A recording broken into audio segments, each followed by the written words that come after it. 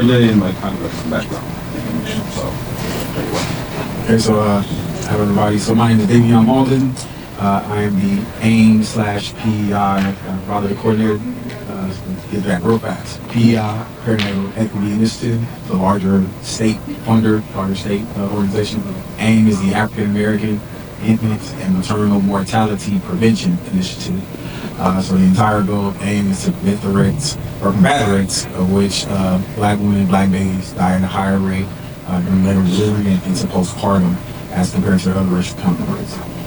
Through that, I was able to be brought along as a product coordinator and run groups through the program and also contribute in spaces like this. Kicking off this portion today, I'm going to lay the framework for what reproductive justice is. But now that some of you guys have gotten to sit in on what took place this morning, the opening ceremony, being invited to this space, open to anyone. Does anyone want to explain what they feel reproductive justice is? On behalf of Byron Cultural Collective, legislative protection and or concerns regarding reproductive health or in the bodies of women. That makes sense. So that's what I've garnered from this morning. Excellent. Yeah.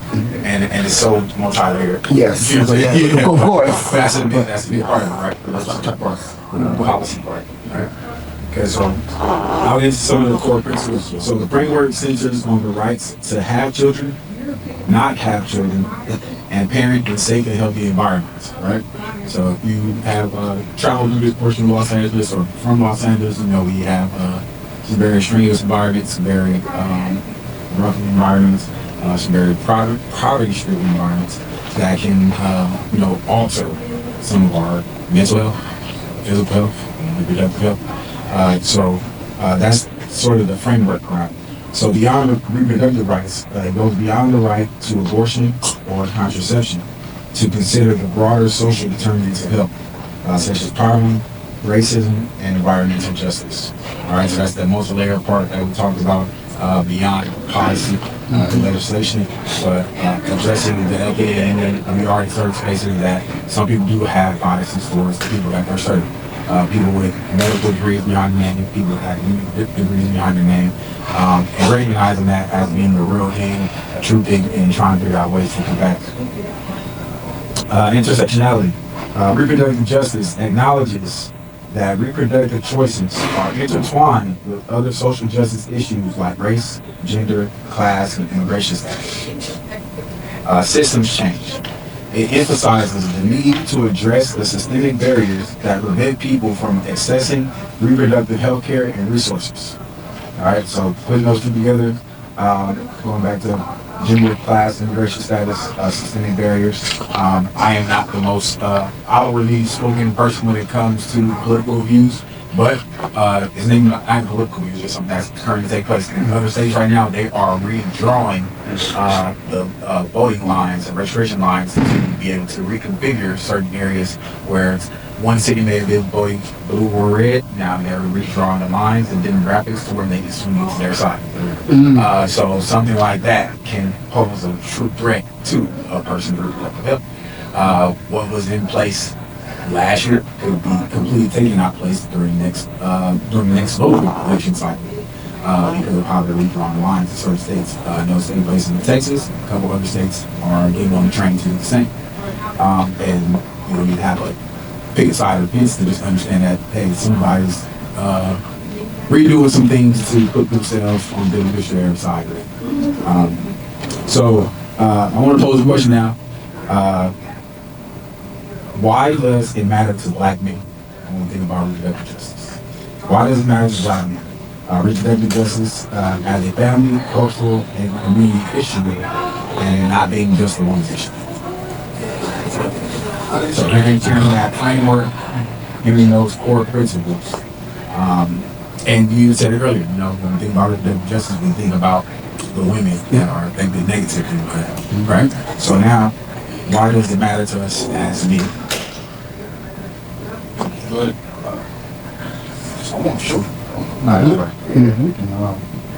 also got a lot of sisters, so like, I'm seeing how certain things are like impacting Well, I feel like it's an attack. But I kind of tuck our dreams in my pocket because this is what I'm not just really part of it. But like, I want to think certain things were made for us. And I think there's just so many women that I know, high school, middle school, college, who didn't have children. Just wanted to, so like, their stories on sisters determined about like doctors who they trusted only to find out that there's like some malpractice and read medical reports, so it's like this is our problem. It's like we're trying to it's like attack our numbers.